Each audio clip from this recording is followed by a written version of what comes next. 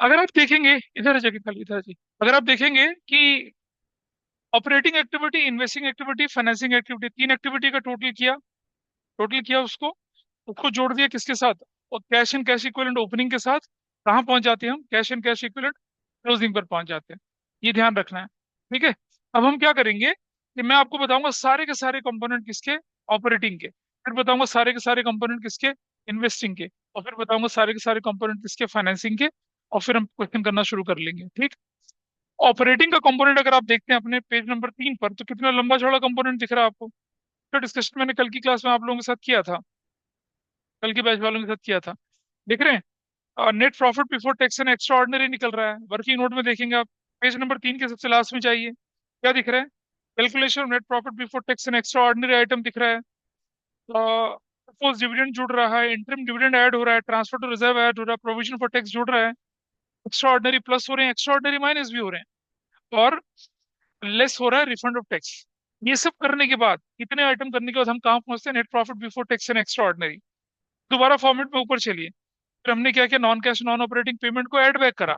ये non cash non operating payment क्या है? डेप्रिसिएशन होती है, इंटरेस्ट ऑन बोरिंग्स होता है, preliminary expenses, underwriting commission, discount on issue of debenture, अगर करंट ईयर के प्रॉफिट से राइट ऑफ हुए तब।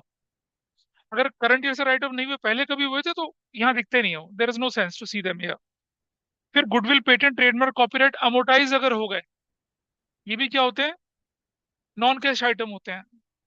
Loss on sale of machinery, land, building, investments वगैरह, ये सब क्या होती हैं? आपके नॉन ऑपरेटिंग एक्सपेंसेस होते हैं। और प्रीमियम पेबल और रिडम्पशन ऑफ प्रेफरेंस शेयर से डिबेंचर्स। ठीक है। इसमें बहुत सारी डिटेल पेज नंबर 4 पे दी है, लेकिन वो डिटेल मैं तब कराऊंगा जब हम पूरा चैप्टर खत्म कर लेंगे, उससे पहले नहीं। वरना उससे पहले बड़ा कंफ्यूजन बनेगा। और क्योंकि आपने इशू ऑफ डिबेंचर पढ़ लिया, इसलिए आप लोगों के लिए आसानी हो जाएगी। फिर उन्होंने क्या करा? Non cash non operating receipt, यानी कि इंटरेस्ट रिसीव ऑन डिबेंचर और investments, dividend receive on equity and preference shares, rent receive, profit on sale of machinery, land, building, investments, intangible assets, ये आपके नॉन ऑपरेटिंग रिसिप्ट से, इनको minus करा। Generally जब हम अकाउंटिंग करते हैं ये सब जुड़ता है, हमने इन्हें क्या कर दिया? माइनस कर दिया। बताऊंगा इसका रीजन क्या होता है। ठीक। और आगे चलें। Operating profit before working capital changes निकल आया। ऑपरेटिंग प्रॉफिट के दो कंपोनेंट होते हैं, करंट असेट्स और करंट लायबिलिटी। करंट असेट्स के इंक्रीज को प्लस कर दिया, नहीं, करंट असेट्स के इंक्रीज को माइनस कर दिया, और करंट असेट्स के डिक्रीज को प्लस किया। दिख रहा है? देखो, decrease in current assets and increase in current liability, increase in current assets and decrease in current liability. Cash generated from operations आ गया, माइनस इनकम टैक्स पेड आ गया। इनकम टैक्स पेड रिफंड को एडजस्ट करने के बाद, देखो ऊपर अगर हमने इनकम टैक्स को प्रोविजन को जोड़ा था, तो नीचे टैक्स पेड को माइनस कर दिया। ऊपर अगर रिफंड ऑफ टैक्स को हमने क्या किया था? माइनस किया, तो नीचे आके रिफंड ऑफ टैक्स को प्लस कर देना है। तो टैक्स पेड और रिफंड का नेट, ये उसकी बात कर रहा है। क्वेश्चन करेंगे, दिखेगा। उसके बाद cash flow before extraordinary item आ गया। एक्स्ट्रा ऑर्डिनरी आइटम अगर ऊपर प्लस हुए थे तो नीचे माइनस, और ऊपर अगर माइनस हुए थे तो नीचे प्लस। नेट कैश, ये यूज इन ऑपरेटिंग एक्टिविटी आ गया। ठीक है। अगले पेज पे चलें जरा। अगले पेज पे आपको दिख रहा है क्या? Cash flow from investing activity, can you see that? Simple सा फंडा। जो पैसा अंदर आएगा उसे इनफ्लो बोलेंगे, जो जाएगा उसे आउटफ्लो बोलेंगे। ठीक। इनफ्लो में क्या क्या है? Sale of machinery, sale of land and building, sale of furniture fixtures, sale of investments, sale of goodwill, patent, trademark, copyright. अगर मैं बोलूं तो क्या है ये? Sale of property, plant and equipment है, and sale of intangible assets है। दो आइटम में सब समराइज हो गया। ठीक। मैंने इन्हें बाइफरकेट करके लिख दिया था। इसी तरह से डिविडेंड रिसीव्ड हो गया, इंटरेस्ट रिसीव्ड हो गया, रेंट रिसीव्ड हो गया। ये भी क्या है? क्या है ये? अब आप देख रहे हैं, इन सबको हमने ऊपर से तो माइनस किया। कैश फ्लो तो इनसे भी हुआ। हमने इन्हें ऑपरेटिंग से इसलिए माइनस करा क्योंकि ये ऑपरेटिंग को बिलोंग नहीं करते थे, तो ये कहाँ बिलोंग करते हैं? इन्वेस्टिंग में। इन्वेस्टिंग में जोड़ दिया। कैश फ्लो में ऐसा नहीं कर रहे कि हम किसी को परमानेंटली डिलीट करें, नहीं। जो आइटम ऑपरेटिंग के नहीं, हटाओ ऑपरेटिंग से। अगर वो इन्वेस्टिंग में तो इन्वेस्टिंग में ले जाओ, अगर फाइनेंसिंग में तो फाइनेंसिंग में ले जाओ। ऐसा कर रहे हैं हम लोग। Repayment of loans and advances, short term long term, अगर आप पे कर देते हैं, मतलब आपने किसी को लोन एडवांसेस दिए थे, उसका पैसा आ गया वापस, जोड़ दिया। Insurance claim, extra ordinary item. ठीक है। अब एक बात समझना, एक्स्ट्रा ऑर्डिनरी आइटम को तो आपने ऑपरेटिंग में दिखाना ही होता है, लेकिन वो अगर एक्स्ट्रा ऑर्डिनरी आइटम इन्वेस्टिंग का है, जैसे मैं बताऊं, आपने क्या किया? Insurance claim receives against property, तो आपने क्या किया? ऊपर नेट प्रॉफिट बिफोर टैक्स में उसे माइनस करा, वहां माइनस कर दिया। अभी मैंने थोड़ी देर पहले बताया कि नीचे जाके ऐड करो, नहीं। अगर वो इन्वेस्टिंग वाला तो इन्वेस्टिंग में जाके ऐड होगा ना, ऑपरेटिंग वाला जाएगा ना वहां तो सिर्फ। ऑपरेटिंग वाला में ऑपरेटिंग, इन्वेस्टिंग, फाइनेंसिंग सबका एक्स्ट्राऑर्डिनरी जाएगा पहली स्टेज पे, तो ऊपर नेट प्रॉफिट में। लेकिन अगर वो सेकंड स्टेज, जिसे कि कहते हैं, हम उसके इफेक्ट को न्यूट्रलाइज कर रहे हैं, ऑपरेटिंग वाला ऑपरेटिंग में न्यूट्रलाइज होगा, इन्वेस्टिंग वाला इन्वेस्टिंग में, फाइनेंसिंग वाला फाइनेंसिंग में। जैसे buy back of equity share कर लिया हम लोगों ने, उससे क्या हो गया, मेरा घट गया, तो मैंने नेट प्रॉफिट बिफोर टैक्स में उसे जोड़ दिया। अब उसे माइनस करना है तो फाइनेंसिंग में माइनस करूंगा दूसरा। लेकिन इंश्योरेंस क्लेम अगर मान लो मैंने एम्प्लॉय को पे कर दिया उसके हाथ कटने पे, तो क्या हुआ, क्लेम पे कर दिया, तो वो मेरे प्रॉफिट में जुड़ा था तो हमने माइनस कर दिया। और उसे नेट प्रॉफिट बिफोर टैक्स में माइनस किया, तो ऑपरेटिंग में नीचे प्लस करेंगे उसको, ये ध्यान रखना है आपने। ऑपरेटिंग वाला ऑपरेटिंग में प्लस माइनस होगा, इन्वेस्टिंग वाला प्लस या माइनस कहाँ होगा, ऑपरेटिंग में। और प्लस माइनस कहाँ होगा, वो जाके इन्वेस्टिंग में। फाइनेंसिंग वाला ऑपरेटिंग के अंदर जाएगा एक बार, लेकिन जो दूसरा उसका इफेक्ट होगा वो फाइनेंसिंग के अंदर ही जाएगा। इसका ध्यान रखना आपने। इसी तरह से टैक्स, टैक्स अगर ऑपरेटिंग वाला है, ऑपरेटिंग वाला tax net profit before tax में प्लस, और नीचे टैक्स बोल के माइनस कर दिया, बिंगो। लेकिन अगर टैक्स जो है वो कैपिटल गेन टैक्स है, प्रॉपर्टी बेची उस पर कैपिटल गेन हुआ, उस पर टैक्स भर दिया, तो क्या करना पड़ेगा, ऊपर ऑपरेटिंग में ऐड होगा लेकिन इन्वेस्टिंग से माइनस होगा। ऐसे, लेट मी कंप्लीट। जैसे डिविडेंड टैक्स होता है, आपने पढ़ा होगा फाइनेंशियल मैनेजमेंट में, फैक्टर अफेक्टिंग डिविडेंड डिसीजन, एक था डिविडेंड टैक्स। डिविडेंड टैक्स जो होता है वो क्या करते हैं, आप ऊपर ऑपरेटिंग में ऐड करेंगे लेकिन माइनस उसे फाइनेंसिंग से करेंगे। इसीलिए आप देखिए थोड़ा सा नीचे जरा, इन्वेस्टिंग में सबसे नीचे कैपिटल गेन टैक्स दिख रहा है, यानी सी दिख रहा है कैपिटल गेन टैक्स।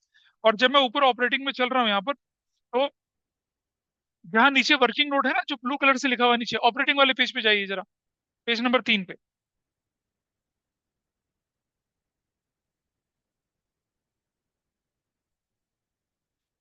जो ऑनलाइन है उन्हें दिख रहा होगा, आप देखिए, provision for tax during the current year, bracket में लिखा है including capital gain tax and dividend tax, दिख रहा है। तो capital gain tax, normal tax, और क्या आपका डिविडेंड टैक्स, तीनों यहाँ जमा होंगे। अब ऑपरेटिंग वाला तो कहाँ माइनस हो जाएगा, देखो ऊपर माइनस हो जाएगा स्पेड में। इन्वेस्टिंग वाला कहाँ माइनस होगा, अगले पेज पे चलिए, कहाँ माइनस होगा, कैपिटल गेन टैक्स बोल के। और फाइनेंसिंग वाला देखिए कहाँ माइनस होगा, डिविडेंड टैक्स बोलकर। ये फर्क है। ज्यादातर बुक्स ने, ज्यादातर टीचर्स ने क्या करा, टैक्स का ट्रीटमेंट प्लस और माइनस वाला सिखा दिया, डिविडेंड वाला नहीं बताया, और कैपिटल गेन टैक्स वाला नहीं बताया, ठीक है। तो कंपार्टमेंट में ये ऐसे आ जाता है, सीयूटी में आ जाता है। तो you should be alert in that way, कि कहीं मतलब अगर मैंने कभी पेपर बनाया कोई, तो मैं कैपिटल गेन का टैक्स डालूंगा, और किसको डालूंगा मैं, डिविडेंड टैक्स डालूंगा, मैं नॉर्मल वाला टैक्स डालूंगा ही नहीं। ठीक है, और देखना, आप में से कई लोग वो गलती करेंगे, आप में से कम से कम मतलब 15-16 लोग वो गलती करेंगे, ये मैं बोल रहा हूँ। बोलने के बाद भी मैं क्लास में, स्कूल में, यहाँ पर बोलता हूँ कि ये गलती, स्कूल में जैसे मैंने पेपर बनाए दिए वैसे करें, और मैंने लिखा कि बच्चे ये गलती करेंगे, सारी क्लास ने वो गलती करी। ठीक है, एक बच्चा भी 44 में से ऐसा नहीं था जिसने वो ठीक करा। कैसे क्वेश्चन, मैंने बोला था कि ₹2,40,000 debentures, 10% debentures of 100 each were issued, मैंने ये क्वेश्चन लिखा। ठीक है, ₹2,40,000 डिबेंचर, ठीक है जी, सबने क्या किया, 2,40,000 इंटू 100 कर दिया। जबकि होना कैसे था, 240 डिवाइडेड बाय 100 करके 24,000 डिवेंचर बनाने थे। और जिन्होंने ठीक भी किया ये बात, उन्होंने फिर अमाउंट गड़बड़ कर दिया। 3 या 4 बच्चे थे 40 में से जिन्होंने ये बात, बाकी सब ने। मैंने बोला था मुझे पूरा भरोसा है तुम पे कि तुम एग्जाम में गलती करोगे, ठीक है। और पेपर होने के बाद कहते हैं यस सर हमने करी गलती, ऐसा हुआ। आइए देखते हैं आगे। अब जरा इन्वेस्टिंग का आउटफ्लो देखिए क्या क्या है। क्या चीज बेटा, हाँ वो इसलिए करते हैं, मैंने कल भी बताया था आपको, परसों भी बताया था, कि नेट प्रॉफिट जो लेते हैं हम हाईली पोल्यूटेड लेते हैं ऑपरेटिंग वाला। ऑपरेटिंग एक्टिविटी में हमें प्रॉफिट की फिगर को लेके चलना होता है, और उसे क्या करना होता है, प्यूरिफाई करना होता है with respect to operating activity. इसलिए ऑपरेटिंग में सबसे ज्यादा चेंजेस होते हैं। इन्वेस्टिंग फाइनेंसिंग में तो पंगा ही नहीं कुछ।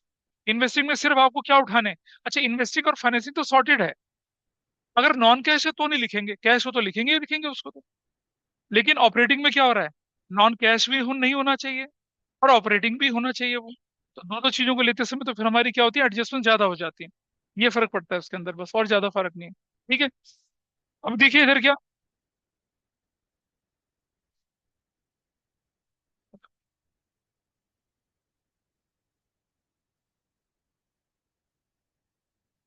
आई होप बाकी लोगों ने भी फोन जमा कर रख दिया होगा वहां पर। मतलब क्या मतलब, इसे ऑपरेशन करा के अंदर फिट कर लो ना, रखो जाके वहां पर।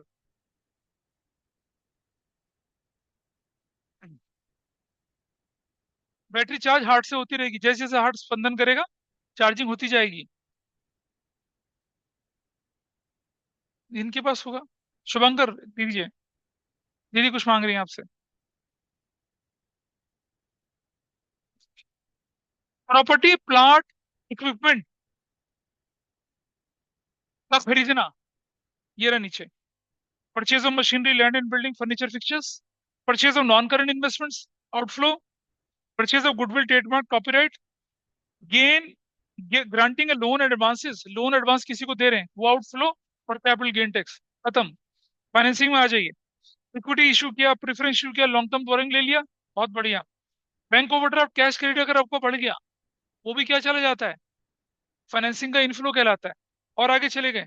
Discount on issue of debenture, अगर डिबेंचर इशू डिस्काउंट पे किया था, जैसे मान लिया आपने देखा कि डिबेंचर की वैल्यू 5 लाख से बढ़ रही है, लेकिन डिस्काउंट 10% था, आप कितनी वैल्यू लिखेंगे, 5 लाख माइनस डिस्काउंट करके कितना लिखेंगे, 450 लिखेंगे। Got it. ऐसे ही अगर 4 लाख का डिबेंचर था और 10% क्या था उस पे, प्रीमियम था, तो 440 लिखेंगे विद प्रीमियम। डिस्काउंट माइनस करने के बाद की वैल्यू और प्रीमियम के जोड़ने के बाद की वैल्यू, क्योंकि हमें तो कैश फ्लो देखना होता है ना। अरे 5 लाख का डिबेंचर अगर 10% डिस्काउंट पे गया तो कैश फ्लो कितने का हुआ, 4.5 लाख का हुआ ना। ठीक है। और जो डिस्काउंट उसे कहाँ दिखाया जाएगा, नॉन कैश नॉन ऑपरेटिंग में, क्योंकि वो स्टेटमेंट ऑफ प्रॉफिट लॉस से राइट ऑफ हुआ होगा। बोलो। पिछले साल बैंक ओवरड्राफ्ट 50,000 का था, इस साल 70,000 हो गया, तो तुमने लोन नहीं ले लिया बैंक से शॉर्ट टर्म का, तो फाइनेंसिंग नहीं हुआ, फाइनेंसिंग हुआ ना वो, इसलिए। ऐसे ही redemption of debenture, redemption of preference share, redemption of long term borrowing. लेकिन अगर आप रिडम्पशन ऑफ डिबेंचर कर रहे हैं प्रीमियम पे, तो 1 लाख का डिबेंचर रिडीम हुआ 10% प्रीमियम पे, तो 1,10,000 लिख देंगे उसे आउटफ्लो में। चाहो तो ये मैं करके दिखाऊंगा क्वेश्चन आपको अलग अलग तरीके से, तो पता चलेगा। इंटरिम डिविडेंड पे कर दिया, फाइनल डिविडेंड पे कर दिया इक्विटी प्रेफरेंस में, इंटरेस्ट पे कर दिया, payment of share issue expenses, writing of expenses अगर हो गए तो वो, बायबैक ऑफ शेयर्स, और डिविडेंड टैक्स, टैक्स डन। ठीक है जी। अब सबसे पहले फोकस करेंगे किस पे, ऑपरेटिंग एक्टिविटीज पे, और फिर पहले ऑपरेटिंग एक्टिविटी के फुल फ्लैश क्वेश्चन सॉल्व करेंगे, और फिर हम इन्वेस्टिंग और फिर फाइनेंसिंग की तरफ चलेंगे, ठीक है। तो और उसके बाद फिर हम करेंगे फुल फ्लैश क्वेश्चन। एक क्वेश्चन कराऊंगा विदाउट एडजस्टमेंट्स, फिर आपके सिलेबस में है डिप्रिसिएशन, टैक्स, और डिविडेंड की ट्रीटमेंट, 3 ट्रीटमेंट है आपके पास, उनको लेके चलेंगे, ठीक है। और फिर हम इसको वाइंड अप करेंगे यहाँ पर। चलिए, बस बस बस हो गया। Okay fine. ठीक है। अनिश, नहीं, ऑनलाइन भी नहीं करेगा।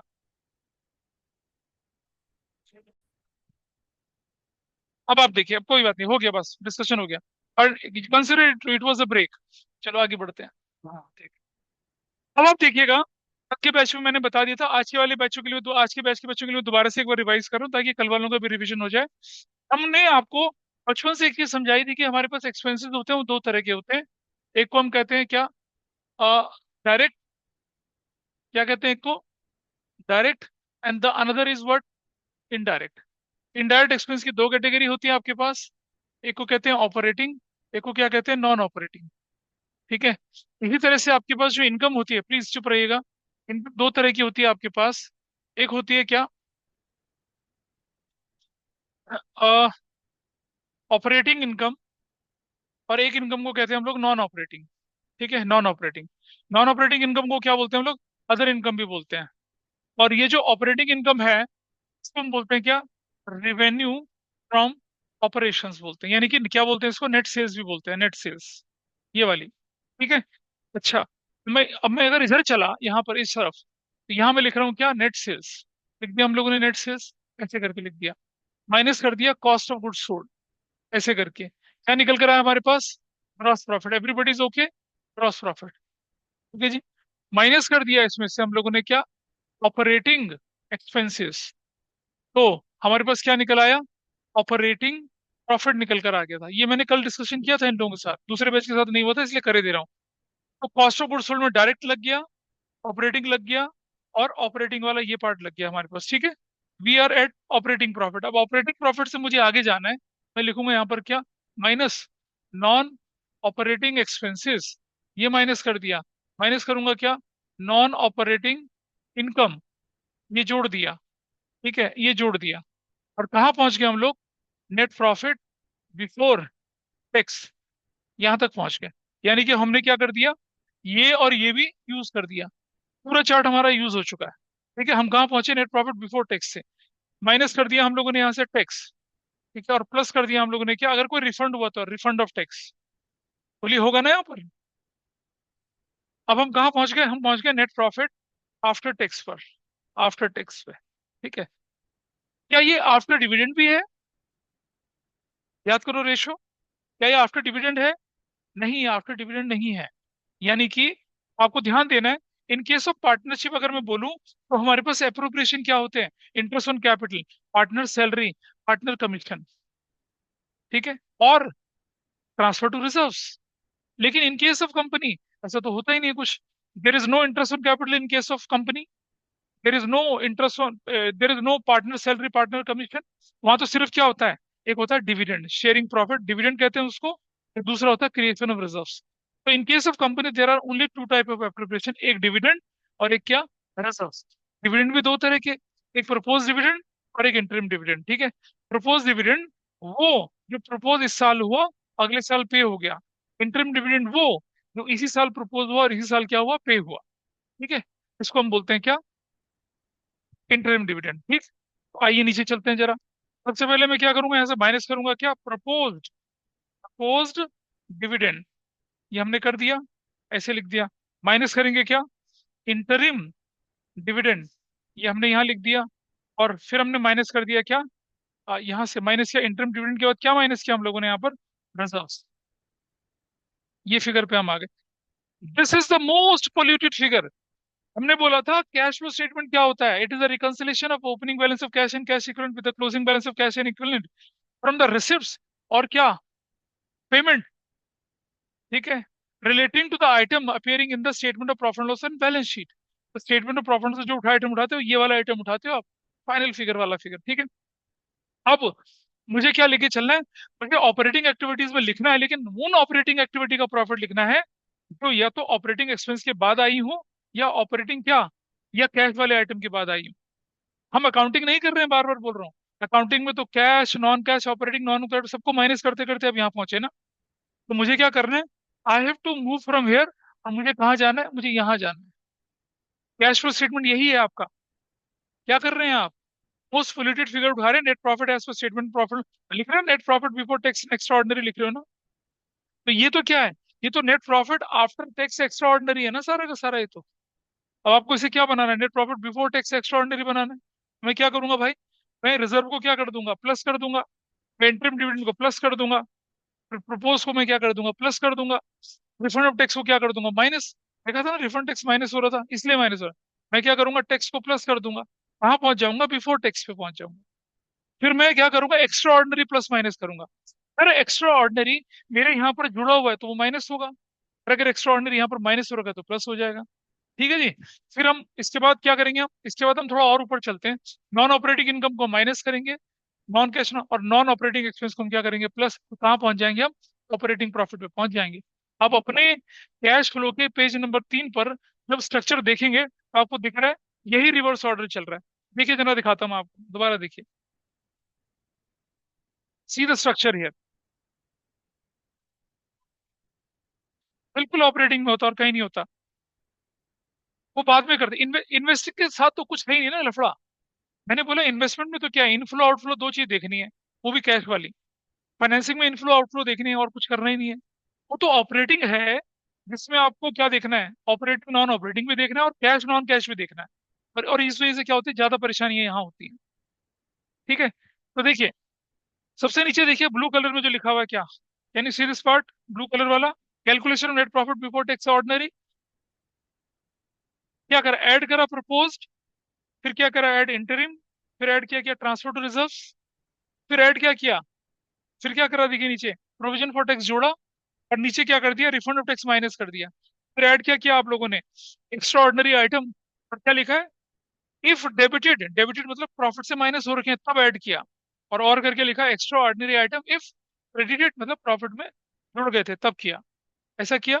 और कहाँ पहुंच गया, net profit before tax and extraordinary item पहुंच गया, सीयर फॉर्मेट। देखिए जरा ध्यान से कहाँ पहुंच गए। अब फॉर्मेट के बिल्कुल बिगिनिंग में जाइए, इधर इधर, ये हम कर चुके हैं, इन्हीं की बात करी थी मैंने भी। यहाँ देखिए, यहाँ देखिए आप लोग, मैं जो बात कर रहा था वो इस हिस्से की बात कर रहा था। Post dividend, interim dividend, transfer to reserve, provision for tax, refund of tax, plus minus extraordinary, इसकी बात कर रहा था। फिर हम यहाँ पहुंच गए ऊपर देखो, और क्या किया हम लोगों ने, आगे बढ़िए, क्या किया अगला आइटम, ऐड कर दिया non cash non operating payment, minus कर दिया non cash non operating receipts, काम खत्म। कहाँ पहुंच गए, operating profit before working capital changes. अब भाई वर्किंग कैपिटल चेंजेस के दो कंपोनेंट हैं, एक है करंट असेट्स और एक क्या है, करंट लायबिलिटी। करंट असेट्स और क्या है, करंट लायबिलिटी। तो जरा देखिए, किसी रीजन से अगर मेरी करंट असेट्स बढ़ती है, मान लिया मेरा स्टॉक बढ़ रहा है, स्टॉक की वैल्यू साल के आखिर में हुई, पहले स्टॉक पिछले साल मेरा 5 लाख का था, इस साल 7 लाख का हो गया। स्टॉक बढ़ने से क्या होता है बताइए, क्या मेरा कैश का फ्लो बढ़ रहा है या कैश का फ्लो डाउन हो रहा है। ठीक है, समझिए, स्टॉक बढ़ना का मतलब ये हुआ कि मेरा कैश का फ्लो क्या हो गया, रिस्ट्रिक्ट हो गया। ठीक है, लेकिन अगर मैं बात करूं वर्किंग कैपिटल, तो वर्किंग कैपिटल होती है करंट असेट्स माइनस क्या होती है, करंट लायबिलिटी। वर्किंग कैपिटल तो इसी के बराबर होती है। मान लो ये 10 लाख है और ये कितना है, 5 लाख है, तो मेरा वर्किंग कैपिटल कितने का हो गया, 5 लाख का हो गया। वर्किंग कैपिटल शो करता है मेरी स्पेंडिंग कैपेसिटी। अब अगर मेरा स्टॉक बढ़ गया तो मेरी करंट असेट्स बढ़ जाएगी। करंट असेट्स, मान लो ये मेरा स्टॉक 1 लाख से बढ़ गया तो ये हो जाएगा 11 लाख, ये रहेगा 5 लाख, तो मेरा वर्किंग कैपिटल कितना होगा, 6 लाख। मतलब मेरी स्पेंडिंग कैपेसिटी बढ़ गई, नहीं, स्टॉक बढ़ने से तो मेरी स्पेंडिंग कैपेसिटी रेस्ट्रिक्ट हो गई थी। तो कैसे ठीक करूंगा इसको, माइनस करूंगा इसको। तो करंट असेट्स का इंक्रीज को आप क्या करते हैं, माइनस करके दिखाते हैं कैश फ्लो स्टेटमेंट में।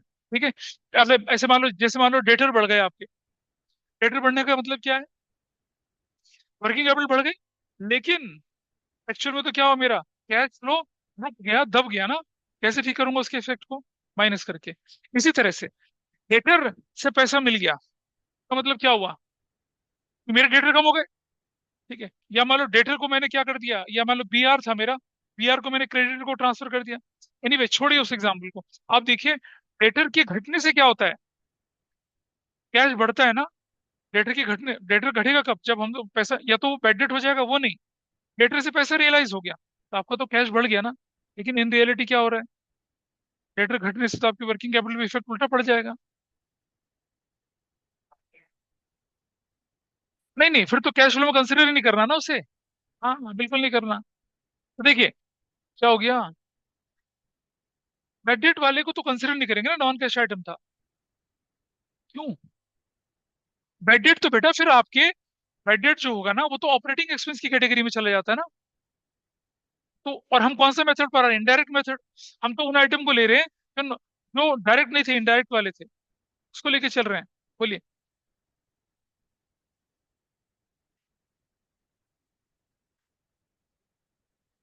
इस इफेक्ट को किनारे कर जरा। डेटर जो होता है उसके बढ़ने से मेरे कैश का फ्लो रुकता है, करने के लिए प्लस किया। डेटर के घटने से मेरा कैश फ्लो बढ़ रहा है तो उसे प्लस किया। Keep this fact in mind. तो करंट एसेट्स के बढ़ने से मेरा कैश फ्लो घट रहा है, तो मैंने क्या किया, उसको माइनस कर दिया। और करंट एसेट्स के घटने से मेरा कैश फ्लो बढ़ रहा है तो हमने जोड़ दिया। ऐसा लिखिए आप। अच्छा, वैसा वर्षा, करंट लायबिलिटी के बढ़ने से क्या मेरा कैश फ्लो बढ़ेगा, और करंट लायबिलिटी के घटने से मेरा कैश फ्लो क्या होगा, घटेगा। तो क्या हो जाएगा, इस तरह से आप क्या करते हैं। देखिए आपके, अब आपके फॉर्मेट को देखिए क्या लिखा हुआ है, देखिए नीचे, this decrease in current assets and increase in current liability कर दिया, increase in current assets and decrease in current liability कर दिया, कैश जनरेटेड फ्रॉम ऑपरेशंस आ गया, माइनस टैक्स रिफंड के साथ कर दिया, कैश फ्लो बिफोर एक्स्ट्राऑर्डिनरी आ गया। एक्स्ट्राऑर्डिनरी अगर ऊपर प्लस तो नीचे माइनस, नीचे माइनस तो ऊपर प्लस करके फिर हमने क्या निकाल दिया, cash generated from operating activities निकाल दिया। तो आप देख रहे हैं कि पूरे के स्ट्रक्चर को रटने की जरूरत है ना, बड़ा सा स्ट्रक्चर, रटने की जरूरत ही नहीं है। कैसे, दिमाग में ध्यान रखिएगा इस स्ट्रक्चर को। हम लिखेंगे net profit before tax and extraordinary item के लिए, लिखेंगे net profit as per statement of profit and loss, plus करेंगे प्रपोज डिविडेंड, प्लस करेंगे इंटरिम डिविडेंड, प्लस करेंगे ट्रांसफर टू रिजर्व अगर हुआ तो, ठीक है। और क्या करेंगे, प्लस करेंगे टैक्स, तो डिविडेंड एंड टैक्स हो गया अप्रोप्रिएशन, माइनस करेंगे रिफंड ऑफ टैक्स, प्लस करेंगे नॉन कैश नॉन ऑपरेटिंग क्या, सॉरी प्लस करेंगे उसके बाद क्या, नॉन कैश नॉन ऑपरेटिंग क्या, non cash non operating payment को, और माइनस करेंगे non cash non operating receipt को, आप बन जाएंगे operating net profit before, net net profit before या operating profit before working capital changes. Working capital के दो कंपोनेंट, करंट असेट्स और करंट लायबिलिटी। क्या करेंगे करंट असेट्स का, इंक्रीज है तो माइनस, डिक्रीज है तो प्लस, और करंट लायबिलिटी का इंक्रीज है तो प्लस और डिक्रीज है तो माइनस। खत्म। कहाँ पहुंच गए, cash generated from operations minus tax refund के साथ cash from operating activities minus कर दिया क्या, एक्स्ट्रा ऑर्डिनरी कैश फ्लो या use in operating activity. Bingo, इतना करना था। अब इससे रिलेटेड क्वेश्चन कराता हूँ, आपको समझ में आएगा। हाँ जी।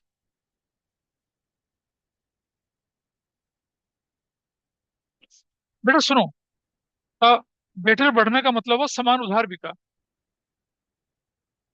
है ना। अगर देखो इसका क्वेश्चन बिल्कुल ठीक है, सेल्स हुई है, कैश सेल्स होती तो क्या होता, कैश बढ़ता, और सेल्स का इफेक्ट तो रेवेन्यू फ्रॉम ऑपरेशन में चला गया। लेकिन सेल हुई है लेकिन डेटर बढ़ गया, इसका मतलब क्या हुआ, कैश बढ़ा नहीं लेकिन डेटर बढ़ गए। ठीक है, डेटर बढ़ गए तो मेरा तो कैश फ्लो रुक गया ना, तो हम उसको माइनस कर देंगे, इसलिए हम कर रहे हैं ऐसा। हम ये दिखा रहे हैं कि कैश बढ़ना था या घटना था, एक्चुअल में क्या हुआ। अगर डेटर बढ़ रहा है, ठीक है, डेटर बढ़ रहा है मेरा, सेल की वजह से बढ़ रहा होगा डेटर तो, हवा हवाई डेटर तो बढ़ते नहीं है, तो सेल होती तो मेरा तो इनफ्लो होता ना पैसे का। लेकिन डेटर बढ़ने से क्या, वो मेरा इनफ्लो रुक गया, तो मैं क्या करूंगा उसको, उस इनफ्लो को क्या करूंगा, माइनस करके ठीक करके दिखाने की कोशिश करता हूँ। मतलब हम अकाउंटिंग से काफी अलग चीजें कर रहे हैं, क्योंकि हम एनालिसिस वाला पार्ट कर रहे हैं। अब आप प्रैक्टिकल क्वेश्चन करके दिखाता हूँ ऑपरेटिंग का, ठीक है। और इतनी भारी भारी चीजें आपने देखी, वो आपको कंफर्टेबल लगेंगी। अब अपनी बुक खोलिएगा फटाफट से एक बार, कर रहा हूं आपको। आप लिखेंगे यहाँ पर क्या,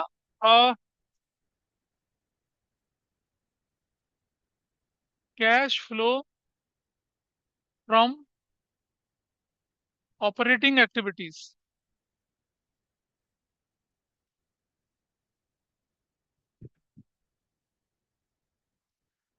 रुपीज, और इधर भी लिख रहे हैं क्या, रुपीज।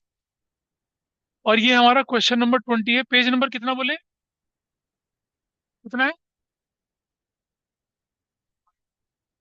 4 पॉइंट, ऐसे करके, ठीक है। चलिए, हम यहाँ लिख रहे हैं क्या, net profit,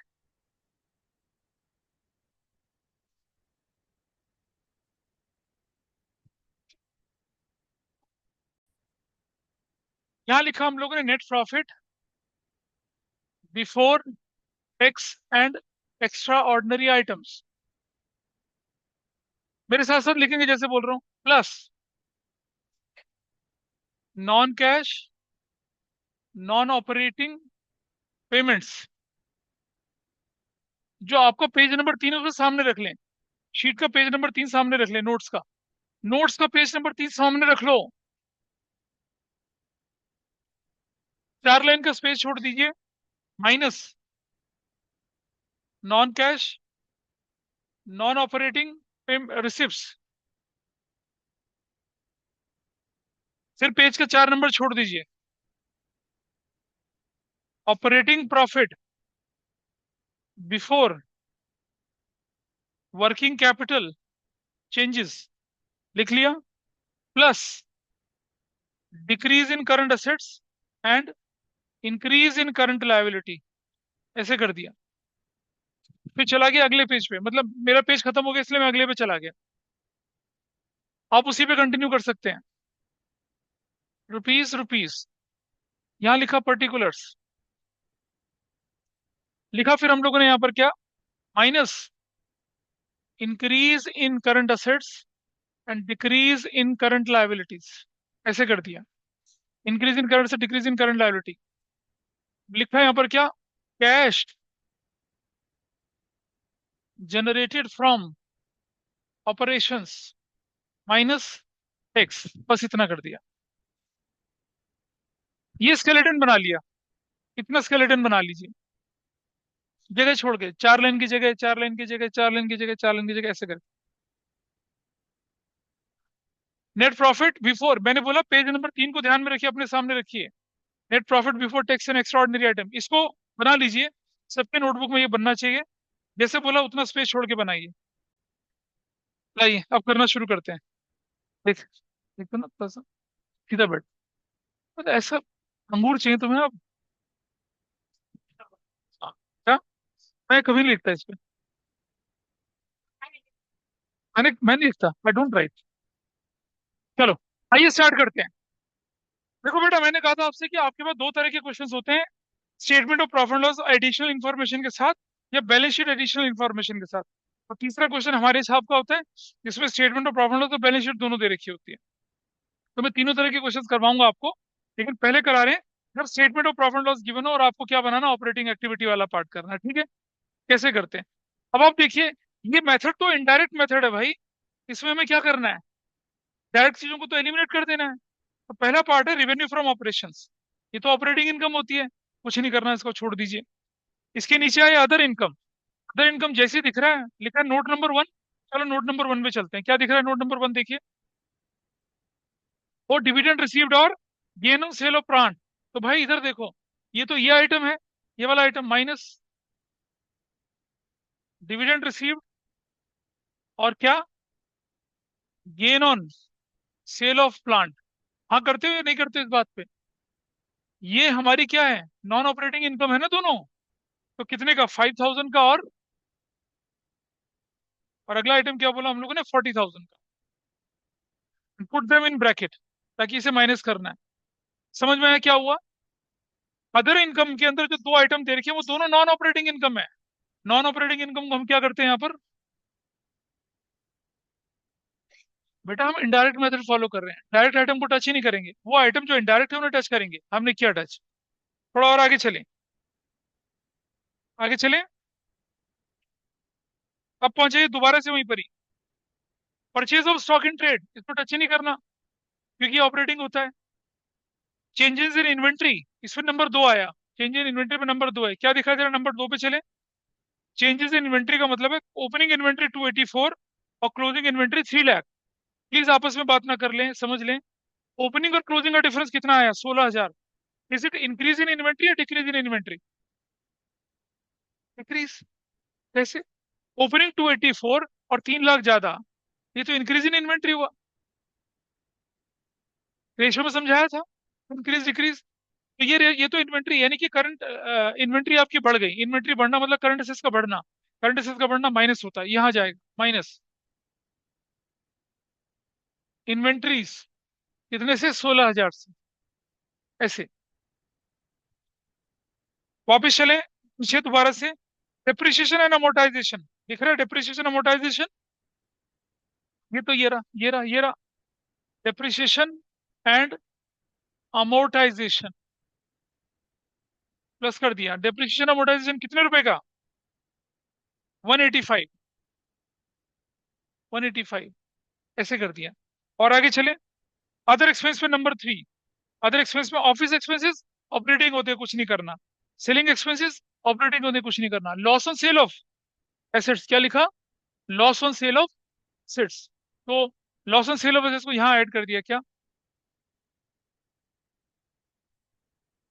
loss on sale of assets कितने का, 40,000 का।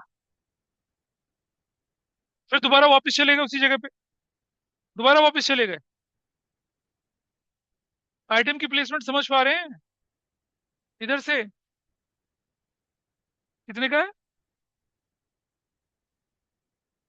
हाँ सॉरी, 36। चलिए, loss on sale of assets कर लिया। आगे बढ़े।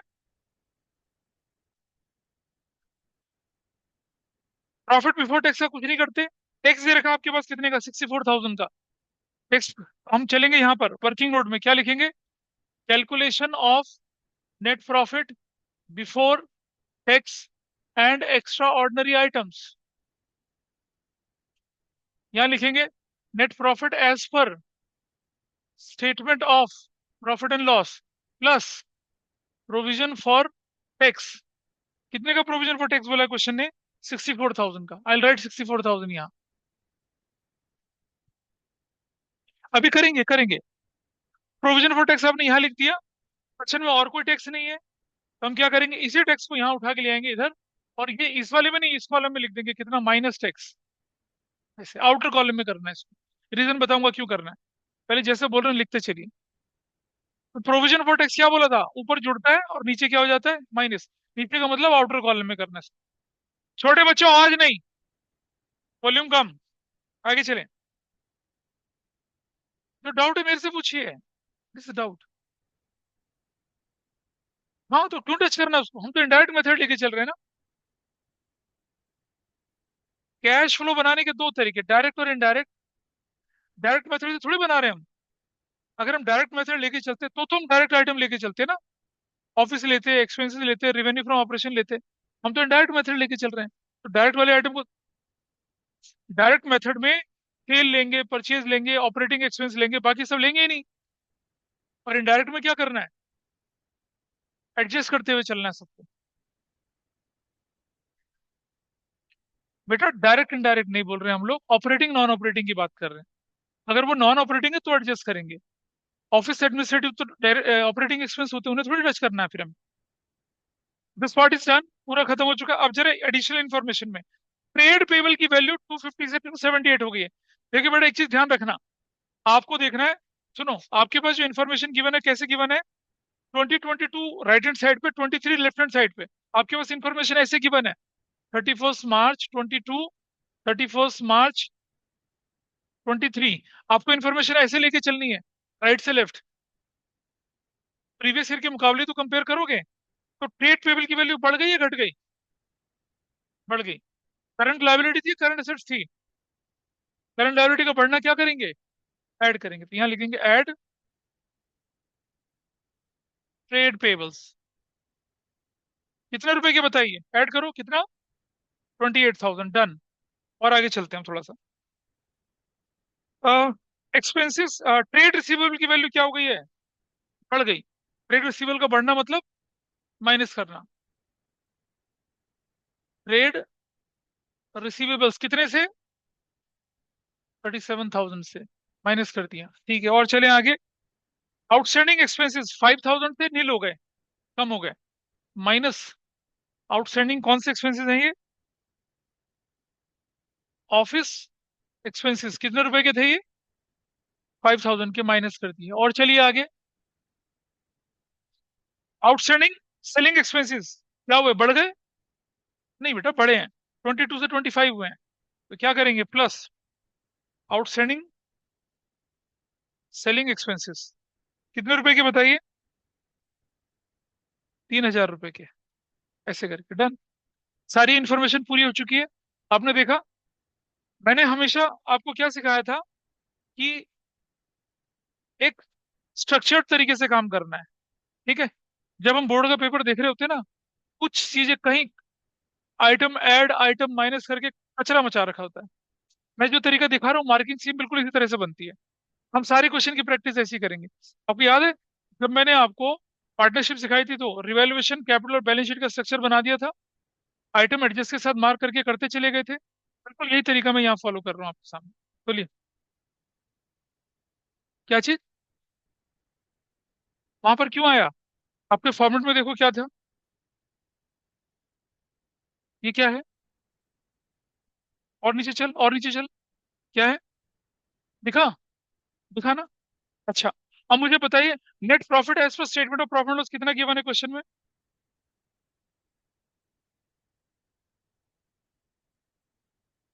2,44,000 ये था। नेट प्रॉफिट आफ्टर टैक्स है, वो पूछ रहा हूँ मैं आपसे। क्या बोल रहे हैं, आफ्टर बोला मैंने, बिफोर थोड़ी बोला, कितना बोला, 180। इसका टोटल करेंगे तो क्या आ जाएगा, 244। 244 is what, net profit before tax, extraordinary item थे नहीं यहाँ पर। आ जाइए अब, ये वैल्यू जो 244 की, प्लीज समझिए, 244 की आई प्लेस हियर 244, यहाँ प्लेस कर दिया, डन। अब क्यों किया मैंने इसको अंदर, टोटल करिए कितना बनता है ये, 0,0,0,1, 221। इसका टोटल करिए कितना बनता है, 44,000, ब्रैकेट में कर दिया, ठीक है। और लाइन लगा के नीचे कर लीजिए, कितना वैल्यू आ रही है यहाँ पर बताइए, 4 4 लाख 65,000 में से कितना चला गया? 45। तो कितना बचता है? ऐसे। फिर इसका टोटल करिए कितना आता है? 31,000। ठीक है। और इसका टोटल कितना आ रहा है यहाँ पर? पक्का से? 58,000 ब्रैकेट में। अब आप देखिए, 420 और 30 कर दूंगा तो कितना? 451। 451 में से 58 माइनस करूंगा तो कितना आएगा? 3,93,000। इसमें से माइनस करूंगा कितना आएगा? कितना? 3,29,000। पक्का से? क्या? ठीक है, क्या लिखूंगा? ये पॉजिटिव है या नेगेटिव है? तो क्या लिखूंगा? Cash flow from operating activities. That's your answer. इतना सिंपल। जल्दी होगा, एक्यूरेटली होगा, मिस्टेक्स नहीं होंगी। बताइए।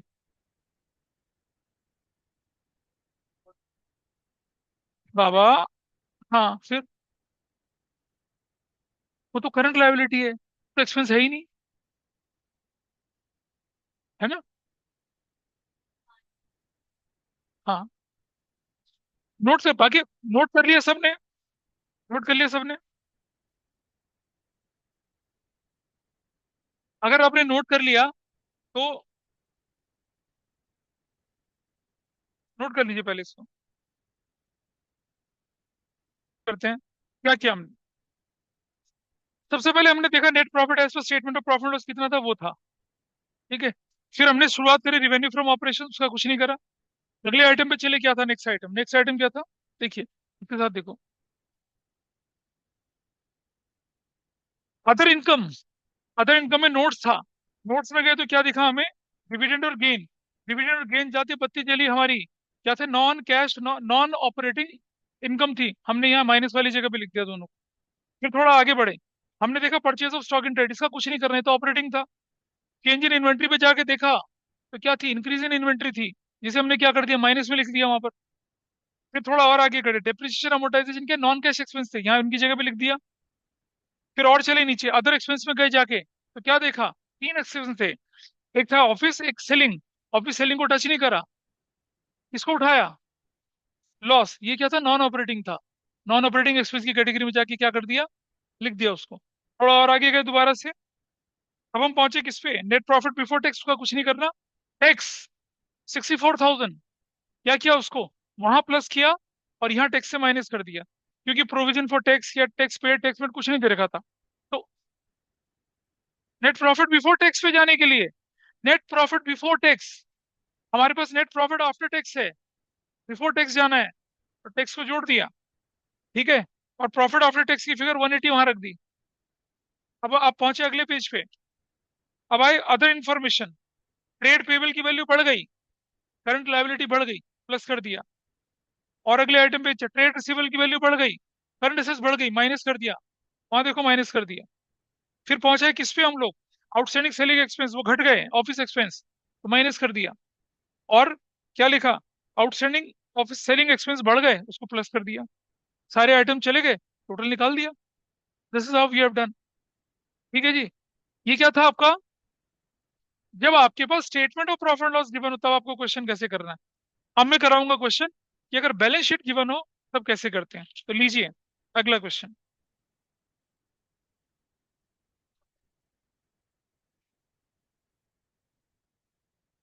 शो करके दिखाना है भाई। देने से नहीं फर्क पड़ रहा, शो करके दिखाना पड़ेगा आपको। देने से काम नहीं चलेगा।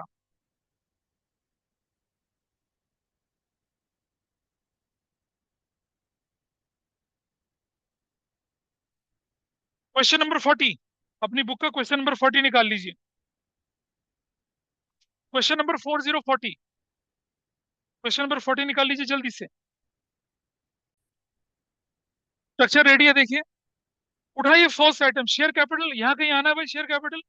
नहीं आना। क्यों? ऑपरेटिंग में शेयर कैपिटल का क्या रोल है? Share capital financing activity. How can you place in operating? तो नहीं आएगा। हटा दीजिए, कहीं नहीं लिखना। Reserve surplus, point number 1। Statement of profit and loss लिखा है, यानी कि profit as per statement of profit loss कितना लिख दिया? 1 लाख लिख दिया। This is done. Statement of profit loss यहाँ लिख दिया। और आगे चलते हैं थोड़ा सा। लॉन्ग टर्म बोरोइंग 1 लाख से 1 लाख हुई, कोई फर्क नहीं पड़ा। देख रहे हैं, लॉन्ग टर्म बोरोइंग ऊपर कोई फर्क नहीं पड़ा। चलो ठीक है, आगे बढ़ते हैं। शॉर्ट टर्म बोरोइंग पे नोट नंबर 2 लिखा हुआ है। शॉर्ट टर्म बोरोइंग में क्या लिखा, नोट नंबर 2। आप देखिए, पहले शॉर्ट टर्म बोरोइंग 50,000 की थी, अब कितने की हो गई, नील। शॉर्ट टर्म बोरोइंग कम होने का मतलब क्या है, फाइनेंसिंग का आउटफ्लो। क्या है फाइनेंसिंग का, भाई सुन ले बात को। फाइनेंसिंग का क्या है, आउटफ्लो है। ठीक है। रुको यार, जस्ट रुकिए।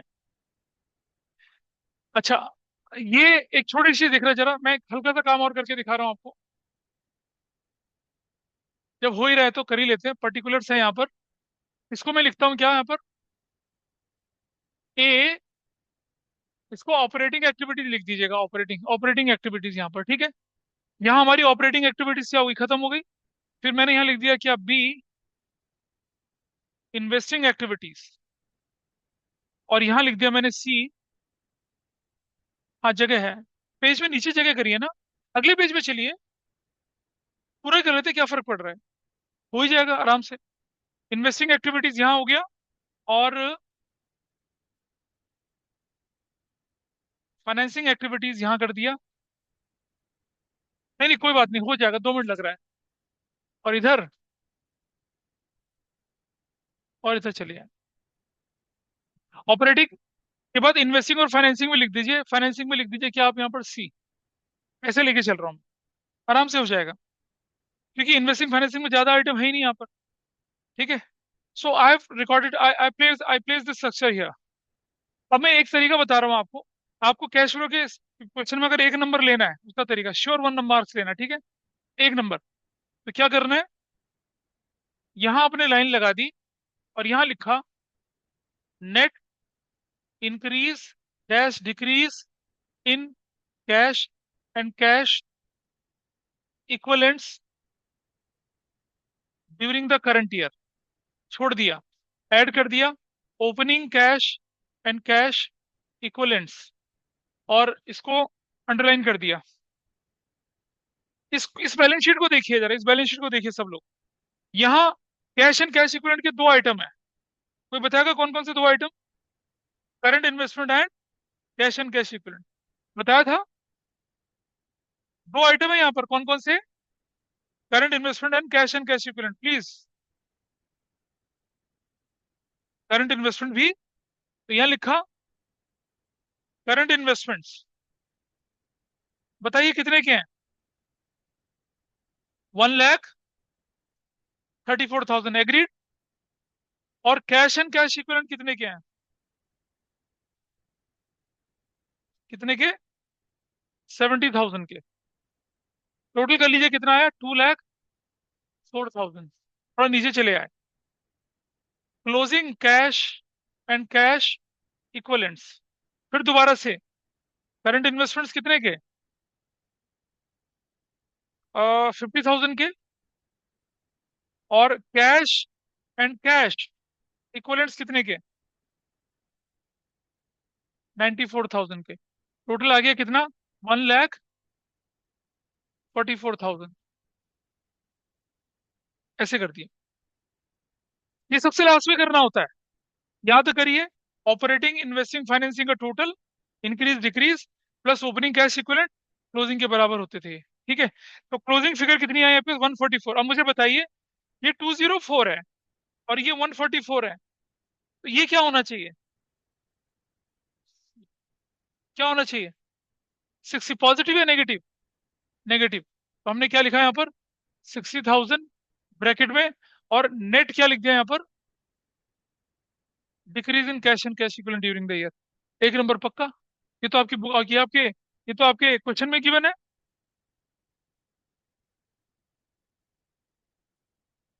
उसको कुछ नहीं करना, बिल्कुल नहीं। देख रहे हैं, ये तो सॉल्यूशन, ये तुम्हारे टीचर ने बताया था, याद है। बढ़िया ट्रिक है। ठीक है, thanks for sharing.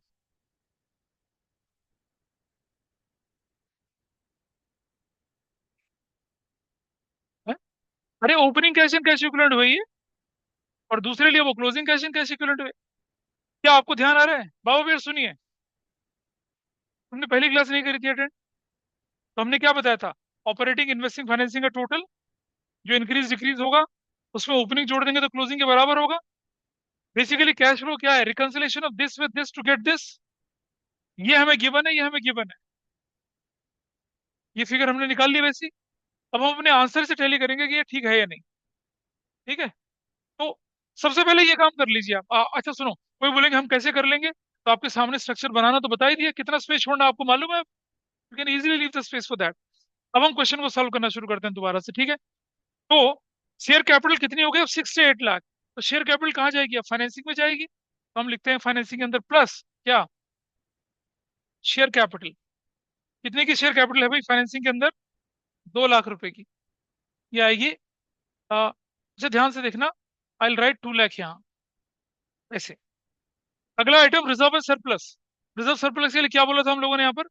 Net profit as per statement of profit and loss. कितने का? 1 लाख का, वो हमने वहां डाल दिया। Next item, long term borrowing. There is no change in long term borrowing, correct. Long term borrowing में कोई चेंज नहीं है। नीचे शॉर्ट टर्म बोरोइंग में चेंज है। शॉर्ट टर्म बोरोइंग, बातें ना करके बेटा क्वेश्चन देख ले एक बार। शॉर्ट टर्म बोरोइंग की फिगर कितनी है? 50,000 से जीरो हो गया, यानी कि शॉर्ट टर्म बोरोइंग को पे कर दिया, यानी कि फाइनेंसिंग का आउटफ्लो हो गया। यहाँ ये प्लस था, थोड़ा नीचे माइनस शॉर्ट टर्म बोरोइंग्स 50,000 का माइनस। अरे भाई, अगर इनफ्लो हुआ तो प्लस करना है, आउटफ्लो हुआ तो minus.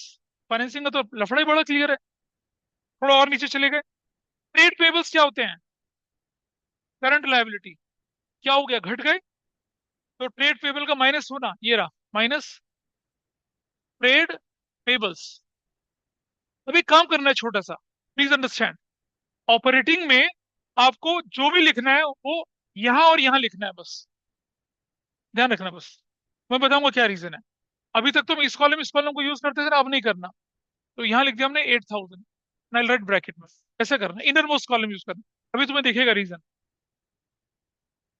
Property plant and equipment में चले आए, 560 से 850 हो गया। बताइए क्या हुआ? प्रॉपर्टी प्लांट इक्विपमेंट बढ़ गया। क्या हो गया? बढ़ गया। बढ़ने का मतलब क्या होता है? माइनस, यानी कि आउटफ्लो हो गया। तो यहां चले आएंगे इन्वेस्टिंग में, minus property plant and equipments. कितने का? 560 और 850 कितना बना? What is the difference? अबे 850 में से 560 माइनस करो, कितना आता है? 290 ब्रैकेट में। नॉन करेंट इन्वेस्टमेंट की वैल्यू क्या हो गई? वो भी बढ़ गई, माइनस। बेटा मैंने ऑपरेटिंग में बोला है, नॉन करंट इन्वेस्टमेंट सिर्फ ऑपरेटिंग में। कितना बढ़ गया? 160 से 232 हो गया। कितना बढ़ गया बताइए? 232 माइनस 160, बोलो। हाँ, 72,000 ब्रैकेट में। करंट इन्वेस्टमेंट हमने ऑलरेडी डाल दिए हैं। देखा, करंट इन्वेस्टमेंट ऑलरेडी डाल दिए। इन्वेंट्री की वैल्यू क्या हो गई? बढ़ गई। इन्वेंट्री का बढ़ना क्या हो जाएगा बताइए? Minus inventories. कितना कितना होगा इन्वेंट्रीज? डिक्रीज हुआ ना इन्वेंट्रीज। इन्वेंट्री डिक्रीज हुआ इंक्रीज हुआ? तो उसको जोड़ेंगे, ऐड। इन्वेंट्रीज को जोड़ देंगे, कितना? हाँ, 6,000। और चलें आगे। ट्रेड रिसीवेबल की वैल्यू क्या हो गई? घट गई। ट्रेड रिसीवेबल की वैल्यू घट गई, उसे भी क्या कर देंगे? प्लस। ट्रेड रिसीवेबल बताइए कितने के? 50, 54,000। और आगे चलते हैं। कैश एंड कैश इक्विवेलेंट कर ही लिया था। एडजस्टमेंट कुछ है? कोई एडजस्टमेंट नहीं है, ठीक है। वो net profit before tax and extraordinary कितना आपके पास? 1 लाख है, यहाँ लिख दिया। Net profit before tax and extraordinary आपने यहाँ लिख दिया 1 लाख का। Non cash non operating payment nil है, रिसिप्ट नील है, ठीक है। Operating profit before working capital changes कितना आया? 1 लाख का आया। आइटम नहीं है तो कोई बात नहीं, ठीक है। इसका टोटल कितना आया? 60,000। What is this total? 8,000 bracket में।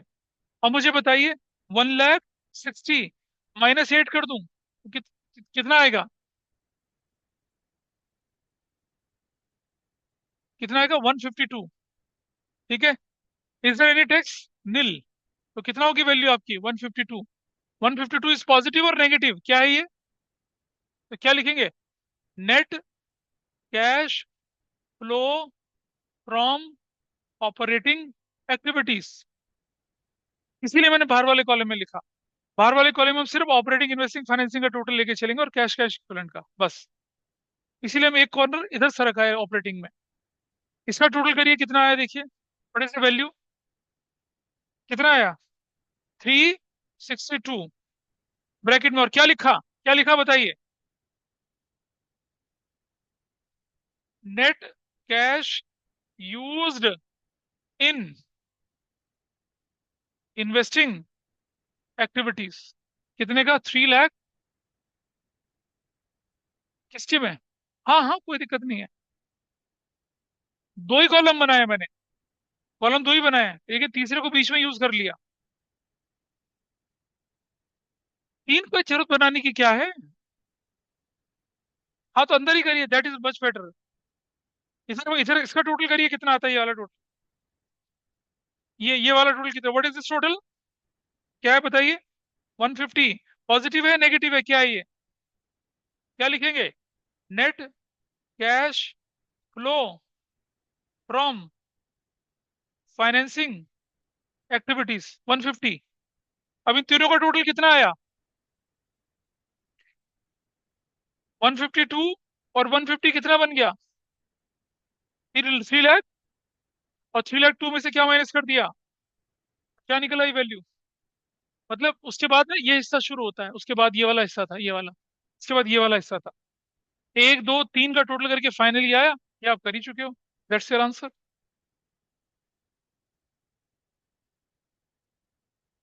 ये हो गया आंसर आपका। उसके बाद ये जगह बनती है नीचे। भाई देखो, जब क्लास शुरू करी थी क्या बताया था? ऑपरेटिंग का टोटल ये रहा, इन्वेस्टिंग का टोटल ये रहा, फाइनेंसिंग का टोटल ये रहा, तीनों का टोटल करा तो क्या निकला? नेट इंक्रीज या decrease in cash and cash equivalent. ये क्या है? नेगेटिव आ गया तो लिखते net decrease in cash and cash equivalent during the current year. Opening cash and cash equivalent जोड़ दिया। ओपनिंग जोड़ा तो किसके बराबर आ गया? क्लोजिंग के बराबर आ गया। ये प्लेसिंग आपको समझ आनी चाहिए। हो गया। ऐसे से। बस देख लो आपके सामने। बोलो। इसे कहते हैं without adjustments cash flow statement बनाना। अभी जब हम अगली क्लास करेंगे तो क्या करेंगे? एक ऐसे क्वेश्चन और करवाऊंगा। ठीक है। आइटम में तो कोई गड़बड़ नहीं है ना ऑपरेटिंग इन्वेस्टिंग फाइनेंसिंग पहचानने में? स्कूल स्केलेटन एंट्री करके हम कर सकते हैं। हम लोग के सही तो खाली जगह है। अबे हमारा कौन सा हमें फर्क पड़ रहा है? आंसर शीट बोर्ड की है, खाली रहे भरी रहे, क्या फर्क पड़ना है? अगर आइटम होता तो डाल देते, नहीं है तो नहीं डाला। अभी तो हल्का फुल्का क्वेश्चन था, आएंगे क्वेश्चन जिसमें आइटम भर भर के आते हैं। सो विल प्लेस, बोलिए।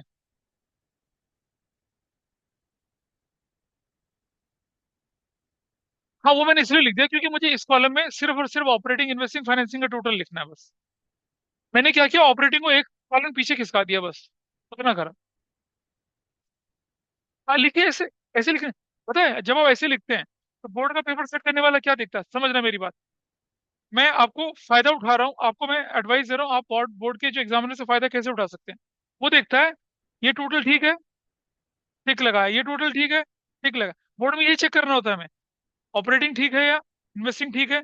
अगर ये ठीक नहीं होती फिर मैं अंदर देखता हूँ, ये ठीक है, ये ठीक है, ये ठीक है, फिर वो टोटल देखा जाता है, वो ठीक है, ओपनिंग और क्लोजिंग ठीक है, 6 नंबर टिकते हैं, आगे बढ़ जाता है। लेकिन अगर ये फिगर गलत हुई तब थोड़ा अंदर देखना शुरू करते हैं क्या हुआ, है ना? तो एग्जामिनर के लिए बहुत आसान होता है चेक करना। हाँ क्या बोल रहे हो? नहीं definitely I will not look. अगर मुझे पहले नजर में आंसर मिल रहा है ऑपरेटिंग का तो मैं अंदर क्यों देखूंगा भाई? जब अंदर ठीक है तभी तो आंसर ठीक निकला होगा। तो अगर कभी अंदर ऊंच नीच हो भी रखी है, बच जाते हैं उससे। वैसे करोगे नहीं आप लोग ऐसा? मतलब नहीं, that is your manifestation, not mine. मेरा नहीं है। चलिए, तो दैट्स ऑल फॉर टुडे, और मिलते हैं इसी जगह पे कल सुबह 6 बजे। ठीक है। ठीक है, 6 या 6:30 करूँ? तुम आधा घंटा पहले चले जाना ना।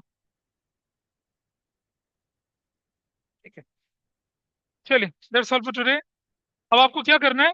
कुछ नहीं, आज रात और यू हैव होल सैटरडे। चलिए।